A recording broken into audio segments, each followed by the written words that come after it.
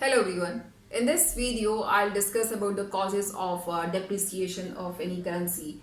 Depreciation can be is possible because of two reasons. Either there is a decrease in demand, and you can see the exchange rate is decided at the lower price and at the lower quantity, which will be traded in the country, or it might be due to the increase in supply, which will again decrease the price of that currency in terms of other currencies. So these are two different diagrams to show you that how we can have depreciation of currency. Now let's talk about the causes of depreciation. First reason can be interest rate. If interest rates of any country will be lower as compared to interest rates offered in other countries through different banks, so it means people would take more interest in keeping their money in other countries' banks. So they will take their money and then convert that into other currencies, and they'll take their money into those countries. So this can be the first reason. Then if there is economic growth in the country, it means that people will have more money in their hands, they are earning more income, so they'll demand for more goods and services.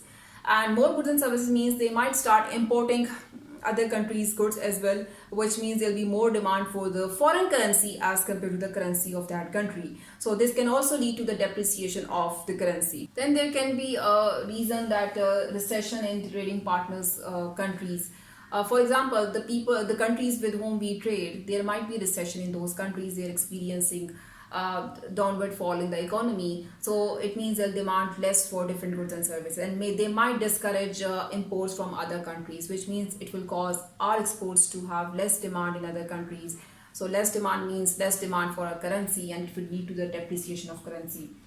Then political stability plays a pivotal role in either increasing or decreasing economic activities in any country. So if there is political instability in any country, that means less people will be interested to come into that country, less people will be interested to do jobs in that country, so there will be less demand for that country's currency.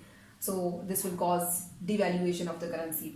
Then inflation rate. If the inflation rate of any country is higher than the inflation rate of other countries, it means the products will be very expensive of that specific country.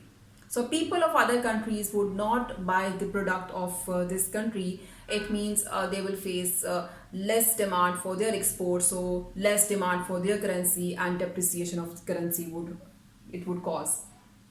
Speculation means if there is an expectation that there will be increase in the prices of other currencies, so people will convert one country's currency into other currencies. For instance, if there is a hope that dollar's price is going to increase in the future, so more people will convert their pounds into dollars, so there will be depreciation of pound in the UK. Then investment prospects. If there are good investment prospects somewhere else, it means people will move their investments into those countries, and it means if people of UK, they see that there are better prospects to invest in US, so they will convert their pounds into dollars, and they'll move their investments into that US. So these are the reasons which can cause a depreciation of a currency of any country.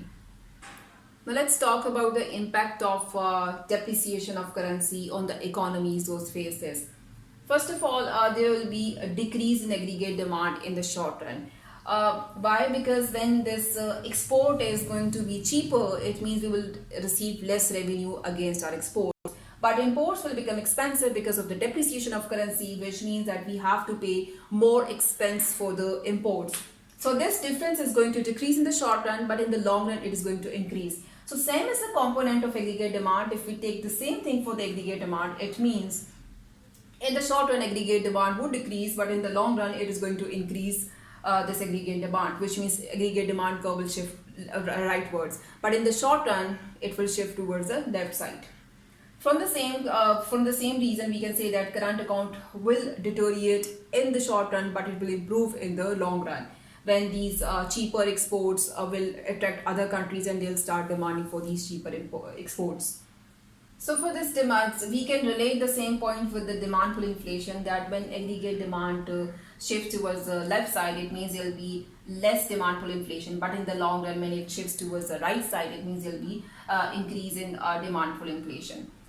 Employment opportunities in the short run they'll decrease, but in the long run, because of more aggregate demand and higher national income, there'll be more employment opportunities, which means employment rate will increase in the country. Cost push inflation either in the short run or in the long run. If we relate this with this, that the imported goods, if we import raw material or the machinery, it will be expensive to import those goods, which means that it is going to increase cost push inflation in the country, even in the short run or as also in the long run.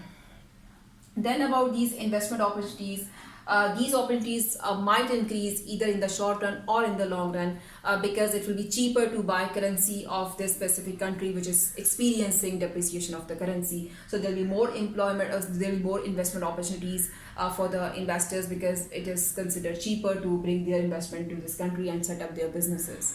Then there is another point related to J curve and Marshal-learner condition, and this point I have discussed in detail in one of my videos. You can watch that video.